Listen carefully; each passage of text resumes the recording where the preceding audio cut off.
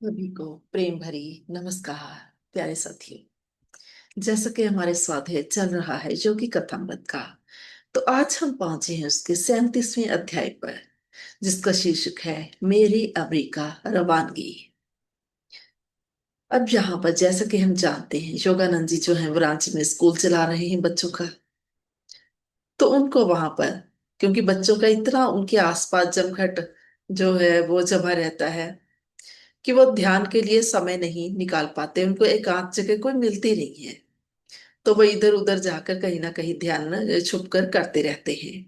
तो एक दिन वो अपने स्कूल के भंडार घर में धूल भरी पेटियों के पीछे ध्यान में मग्न बैठी थी। तो अचानक से उन्होंने देखा, ध्यान करते हुए उनकी अंतर्दृष्टि के सामने पश्चिमी चेहरों की एक लंबी कतार गुजरने लगी। और तभी उनके मन में ये आया, अमेरिका, पक्का ये अमेरिकी लोग ही हैं।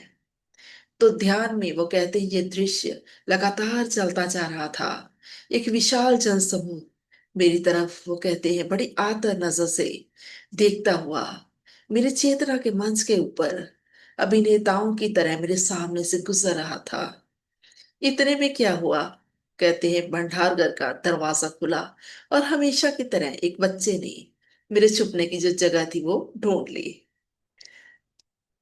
तो योगानंद जी कहते हैं, उसे देखते ही मैंने खुशी से कहा, बिमल यहाँ आओ, तुम्हारे लिए खबर है कि परमात्मा मुझे अमेरिका बुला रहे हैं।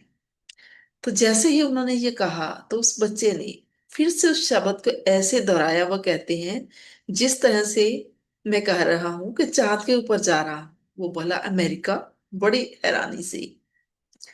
तो वो कहते हैं कि हाँ, कोलंबस की तरह मैं भी अमेरिका की खोज करने जा रहा हूँ।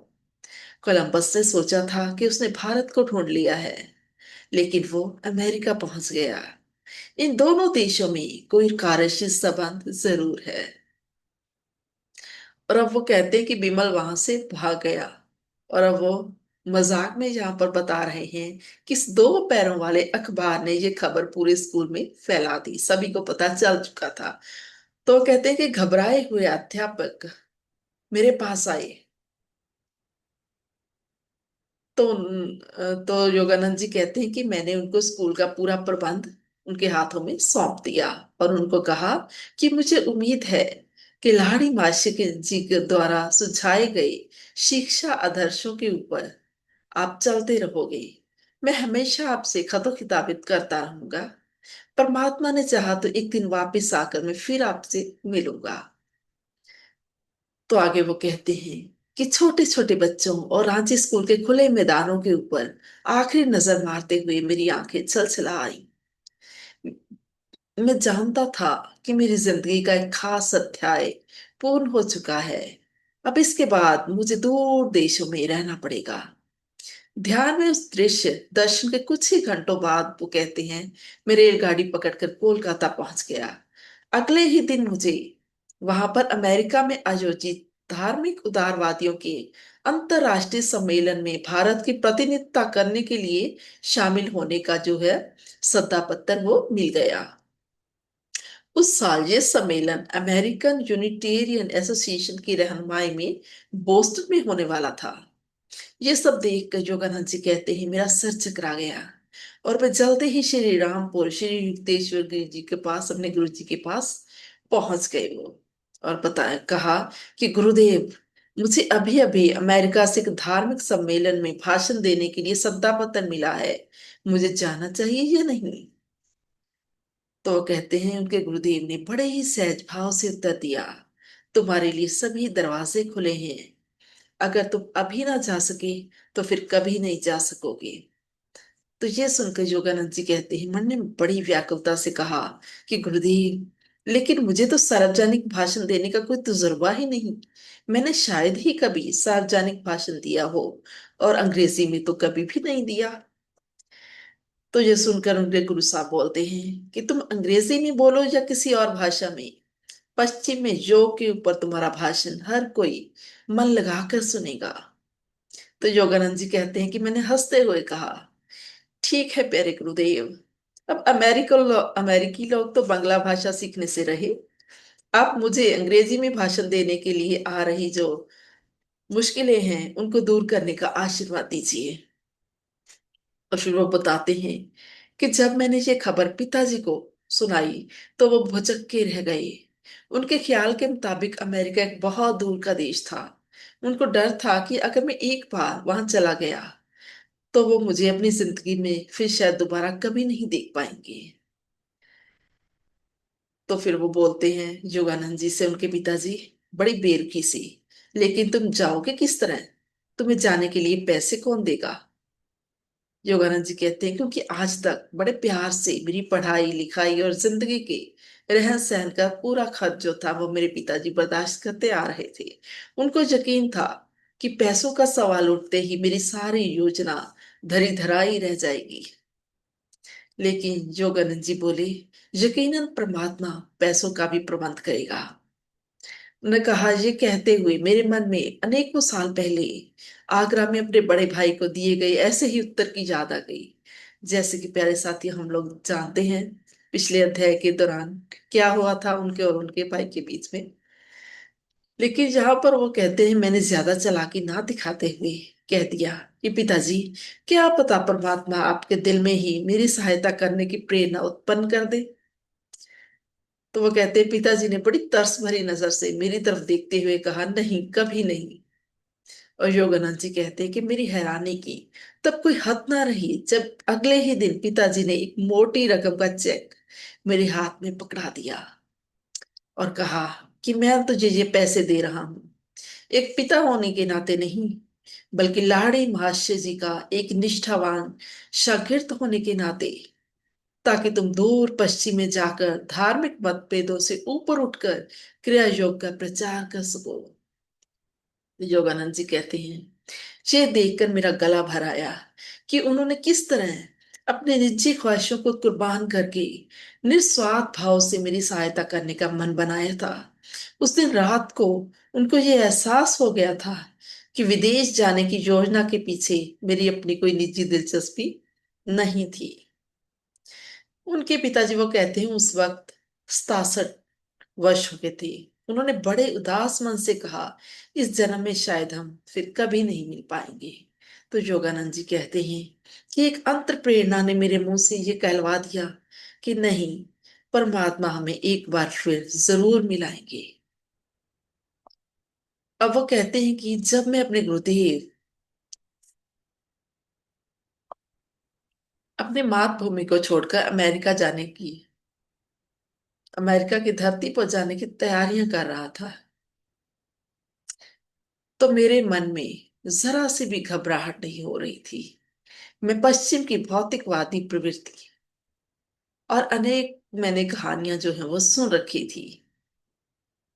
इसलिए युग युगांतर से पवित्र होती आ रही संतों महापुरुषों की चरण स्पर्श के साथ पवित्र हुई भारत भूमि से ये बिल्कुल अलग थी।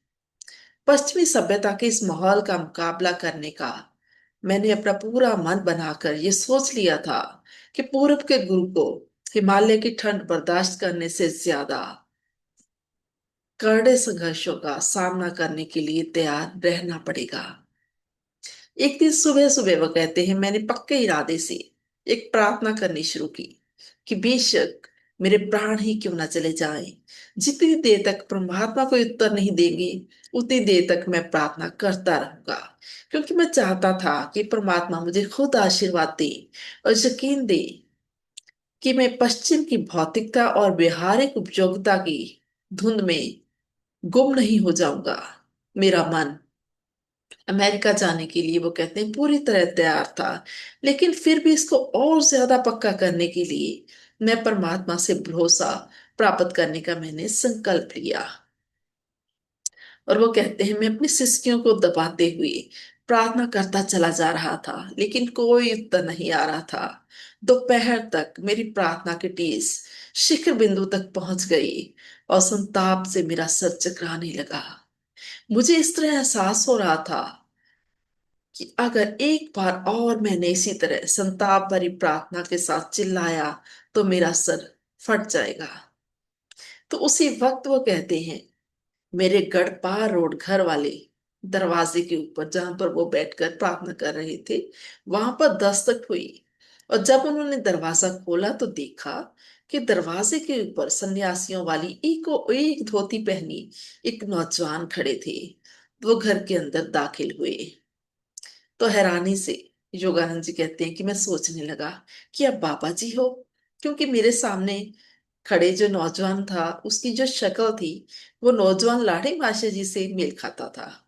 तो उन्होंने हाँ में एक मधुर हिंदी में वो बोले और सरहलाया कि हाँ मैं बाबा जी हूँ। और उन्होंने कहा, हम सभी के परम पिता परमेश्वर ने तुम्हारी प्रार्थना सुन ली है और उसके उत्तर में मुझे ये विश्वास दिलाने के लिए भेजा है कि तुम अपने गुरु का हुक्म मानकर अमेरिका जाओ। डरने की कोई जरूरत नहीं, परमात्मा हमेशा तुम्हारे अंग संग बने रहेंगे। और फिर थोड़ी देर रुककर उन्होंने कहा कि वो तुम ही हो जिसको मैंने पश्चिम में क्रिया योग के प्रचार के लिए सुना है। बहुत पहले मैं तेरे गुरु को कुंभ मेले में मिला था और उसको बताया था कि तुझे उसके पास शिक्षा देने के लिए मैं भेजूंगा।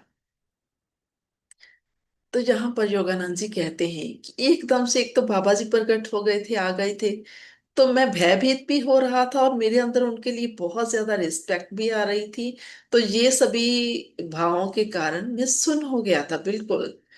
और फिर वो कहते हैं उनके मुखारबिन से ये बातें सुनकर मैं और ज्यादा भाव विभोर हो गया कि उन्होंने ही मेरे कदमों की अगुवाई करके मुझे श्री युक्तेश्वर जी के चरणों में पहुंचाया था। फिर वो कहते हैं मैं अमर गुरु के चरणों में दंडवत लेट गया। तो उन्होंने मुझे बड़े प्रेम से उठाया, मेरी जिंदगी के बारे में बहुत सी मुझे बातें बताई, कुछ निजी हिदायतें भी दी और कुछ गुप्त भविष्यवाणियां भी की। फिर उन्होंने कहा कि परमात्मा के साथ मिलाप करवाने वाली इस वैज्ञानिक तकनीक क्रिया योग का आखिर में सारे संसार में प्रसार हो जाएगा। मनुष्य को परम पिता के व्यक्तिगत अनुभव करवाने के साथ साथ ये सभी कौमों में मित्रता पूर्वक संबंध स्थापित करने में सहाय होगी।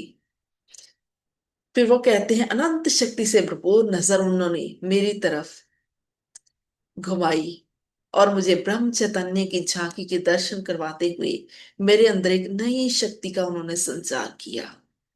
और फिर थोड़ी देर बाद वो कहते हैं कि बाबा जी ने दरवाजे की तरफ जाते हुए कहा कि मेरा पीछा करने की कोशिश न करना, ये तुम्हारे लिए संभव नहीं होगा। तो योगानंद जी कहते हैं कि मैं बार बार चिल्लाया कि बाबा जी कृपया मुझसे दूर मत जाइए, मुझे भी अपने साथ ले चलिए। तो उन्होंने उत्तर दिया, फिर कभी सही, अभी नहीं। तो वो कहते हैं जज्बाती होते हुए मैंने उनकी चेतावनी की परवाह न करते हुए जैसे ही उनका पीछा करने की कोशिश की तो देखा कि मेरे जो पैर हैं वो जमीन के साथ पूरी तरह से चिपक गए थे, वो आगे बढ़ ही नहीं रहे थे। और वो कहते हैं दरवाजे पर जाकर बाबा जी ने मेरे ऊपर आखिरी प्यार भरी नजर मारी। मेरी आंखों में बड़ी उत्सुकता के साथ उनकी ओर जमी हुई थी। तो उन्होंने दोनों हाथ ऊपर उठाकर मुझे आशीर्वाद दिया और वो चले गए। फिर वो कहते हैं कुछ मिनटों बाद मेरे जमीन के साथ चिपके हुए पैर जो हैं वो अपने आप आजाद हो गए। मैं वहीं पर वो कहते हैं गहरे ध्यान में बैठ गया और मैं परम पिता परमेश्वर से ना केवल मेरी प्रार्थना का उत्तर देने के लिए बल्कि बाबा जी के दर्शन करवाने के लिए भी बार बार धन्यवाद करने लगा। मुझे इस तरह महसूस हो रहा था कि जैसे उस सदीवी नौजवान और अति प्राचीन परम गुरु के स्पर्श से मेरा शरीर भी पवित्र हो गया था। मुझे उनके दर्शन करने की बड़ी देर से लालसा थी। यहाँ पर वो एक और बात बताते हैं कि आज तक बाबा जी के साथ अपने इस मुलाकात के बारे में मैंने किसी को कभी कुछ नहीं बताया था। मनुष्य जिंदगी की एक पवित्र धरोहर समझकर इस घटना को अपने दिल की गहराइयों में मैंने छुपा कर रखा था।